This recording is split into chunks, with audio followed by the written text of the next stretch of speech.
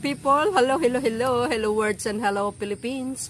Welcome guys to my channel, Let's Talk Vlog. Ayan, shout out po sa inyong lahat. At kumusta po kayo? Ayan, nandito na naman po ako guys sa likuran ng aking bahay. Ayan, yung inupahan ko. Kulay green. Anyway, mga best, ha? Our video for today ay napakahalaga ito. Mayroon po akong nakikita, no? Na isang senador ng under unit team, lumalabas ang totoong kulay, mga bes. Ayan, parang sa tingin ko, binudol yata ang boto ko. Ito gusto ko malaman ng 31 million, itong senadora na ito, ay kung bakit nag-iba ang kanyang kulay. Ngayon, makikita natin. Si Senadora Loren Legarda. Kasi nagsalita si Senator Tolentino guys, na sinasabi niya na ang mga NPA ay tinuturing na mga terorista talaga yan, no? Kaya hindi lang sa Pilipinas kundi sa buong mundo. Sila po ay tinuturing na terorista. Ngunit ito ay parang sinagot ni Loren Legarda sa aking palagay. Ngayon guys, itong senadora na ito, sabi ko na nga ba no? Noon pa, mayroon talaga mga senador na kasama ng ating Pangulong Marcos Jr. guys, na talagang lalabas ang kulay pagdating ng panahon. Kayo na po ang bahalang manghusga kung bakit ganito ang sinasabi ni Senator Loren Legarda. Ang gusto niyang i-resume ang pistok. Hindi lang po yan, guys. Gusto niya i-review itong anti-terror law. Na itong anti-terror law, guys, ay tapos na. Batas na po ito, pero gusto niyang i-review. Tingnan nyo. Hindi na po ako magtataka kung bakit itong si Senador Loren Legarda, kung bakit hindi siya pumirma nung isinasa batas ang anti-terror law. Parang nakapagtataka, ika nga. Sa aking palagay, hindi ko alam kung kakampi ng gobyerno ito or kakampi ng NPA. Sa aking palagay lang po yun, mga bes. Bakit dito sa isang senadora na ito, sa lahat ng mga ginagawa ng mga CPP NPA na kumikitil ng buhay ng tao, nanununog, nang aambus, bakit hindi niya kinukundina? Dito na lang po kayo magtataka, no? Ang sabi niya, itong mga makakaliwang grupo, which is ang mga NPA, mga terorista, sila po ay may ipinaglaban. So, kung may pinaglalaban pala sila, ibig sabihin, kaya pala nilang pabagsakin ang gobyerno. Ganun po ba yun? Ganun ba yun? Kung natatandaan natin mga kababayan, sa panahon ni Pangulong Marcos Sr., nag-declare ng martial law, hindi lang po siya ang nag-declare, kundi lahat ng mambabatas, senador, kongreso, lahat, bago ipinasa ang martial law. Dahil dito sa threat ng mga komunista na gustong pabagsakin ang gobyerno at gustong sakupin ang bansang Pilipinas, na kung nagkataon kaya, nangyari kaya yun, di si Juma Sison na ang ating pinuno, ganun ba yun? So ito po ang aking masasabi kay Madam Loren Legarda na bakit ganun. Parang ang dating sa akin hindi kalaban. Ang dating sa akin sa pinagsasabi ni Madam Loren Legarda, parang hindi kalaban ang NPA, ganun. Ganun ba yun? Na ang NPA ay pumapatay ng tao talaga? Nanununog ng tao? Hindi ba talaga kalaban? Ganun ba yun? Na kung tutuusin, itong mga to, dapat ito lipulin na no? Paghulihin at pagbartulinahin lumalaban sila sa gobyerno. Bakit? Anong pinaglaban nila? Dahil hindi sila suportahan. Excuse me, ang lalaki ng mga katawan nyo, magtrabaho kayo. Ang lalaki nga ng mga braso nyo, kaya nyo pakainin ng mga pamilya nyo, maghanap kayo ng trabaho na marangal. Yung mga kapwa nating Pilipino nga nagtatrabaho, nagtatax para dito sa bansang ito. Kayo? Nandyan lang kayo nakaupo, naghihintay lang ng makain nyo, na galing sa pinuno nyo, na yun ay galing din sa tax ng gobyerno, tax ng mga tao. Naku, itong mga to talaga. Kaya ako, Parang mali yata yung binuto ko. Parang nabudol ako kay Madam Senator Legarda. Lumalabas ang totoo niyang kulay. Oh, alam nyo na sa susunod na taon. Kung sino ibubuto natin. Oh, pakinggan nyo guys ang kanyang sinasabi. Yung video na ito, pakinggan nyo ng mabuti. Kayo na po bahala maghusga sa pinagsasabi niya. Yun ang sarili niya eh. Sarili niyang kaisipan, sarili niyang opinion. Pero ang aking opinion, parang may mali yata sa mga pinagsasabi niya. I-review mo. Ang anti-terror law, batas na po yan. Anong ibig sabihin? Sige nga, kayo, mag-comment kayo guys kung anong ibig niya sabihin. Oh, kayo na po ang bahala maghusga. Bahala na kayo mga best. Basta ako, hindi po ako sang-ayon sa pinagsasabi ni Madam Loren Legarda. O, di ba? Nabudol ako kaya nakakainis talaga rin. Nakakagalit ng puso sa totoo lang. Sayang yun po ang boto ko. O, lumalabas din ang totoong kulay nila. But anyway guys, maraming salamat sa inyong pagsubaybay at pagsupport sa akin. And don't forget to like and subscribe. And don't skip the ads. See you guys and on my next video. Ayan.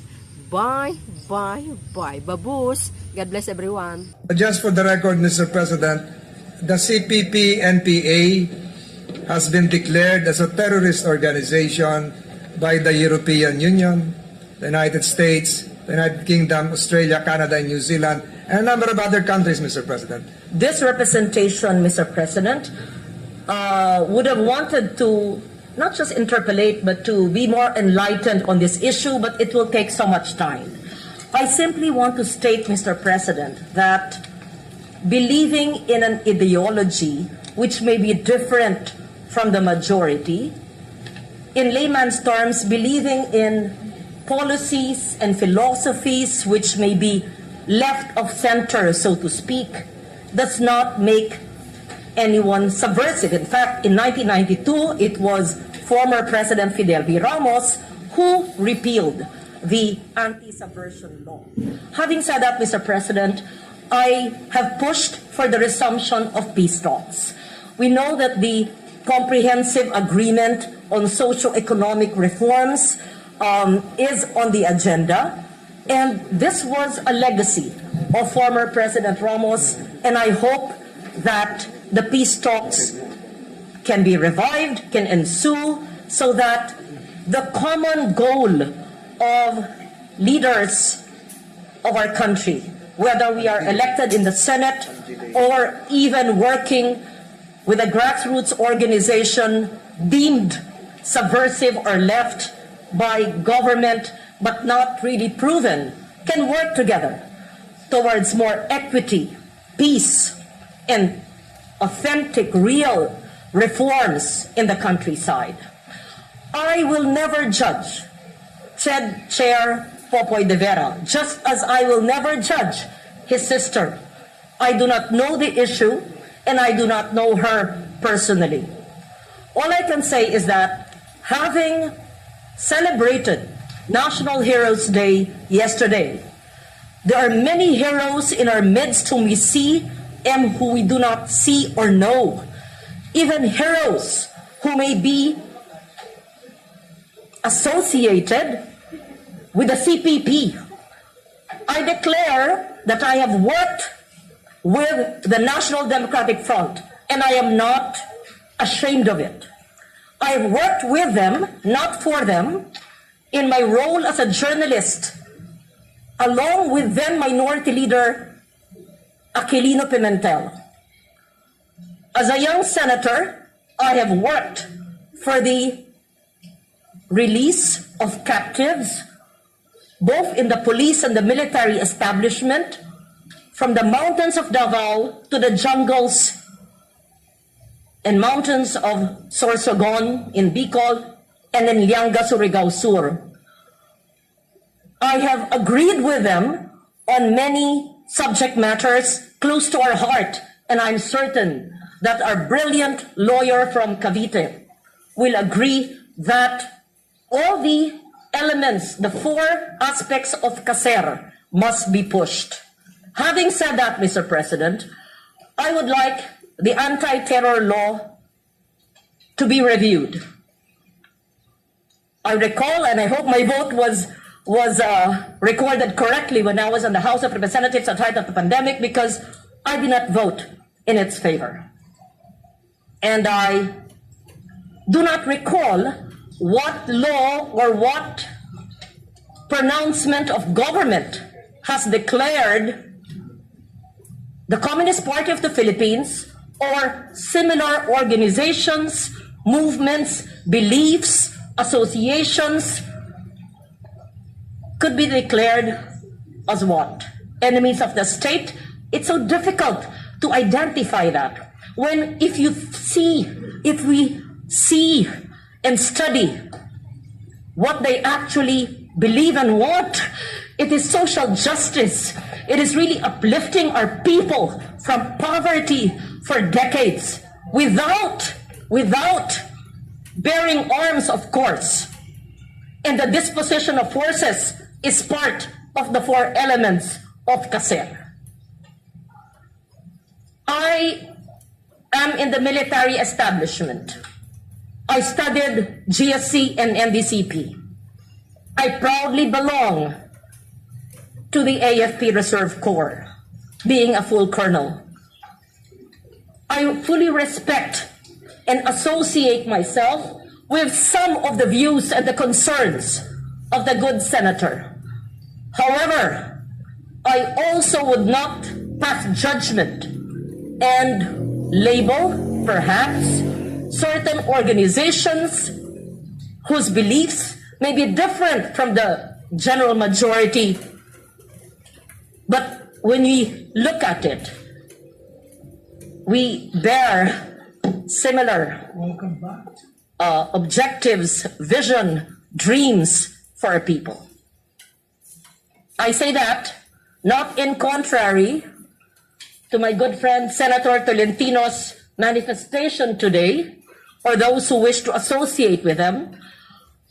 I stand here as someone who has worked with the so-called left of this country and was admired many of those who share the same vision for our country, who may belong to those who are considered left of center. And there is nothing wrong with that, Mr. President. It does not make anyone subversive. In fact, there's no subversion law. Now, if we are called terrorists for believing in certain beliefs which are considered left, then that's a longer debate altogether. All I'm saying is that while I appreciate the manifestation of the good senator from Cavite, I also believe that heroes like Dr. Jose Rizal, who was considered subversive by the Spanish, who was killed in Laguna, is our national hero. Having said that, Mr. President, I thank the good senator from Cavite for raising this very important issue that has propelled discussions and emotions. I do not totally disagree with you, but I think this is a very important subject of discussion, and we will never completely agree with each other. That's why we value our democracy, and that is the reason why we are the Philippine Senate.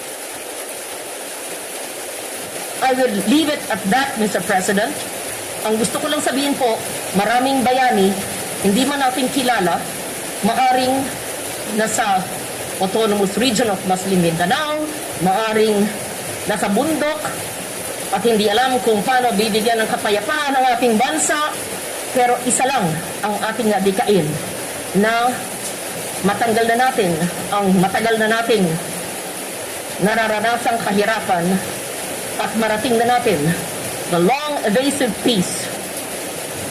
It has evaded us for decades on. Thank you, Mr. President.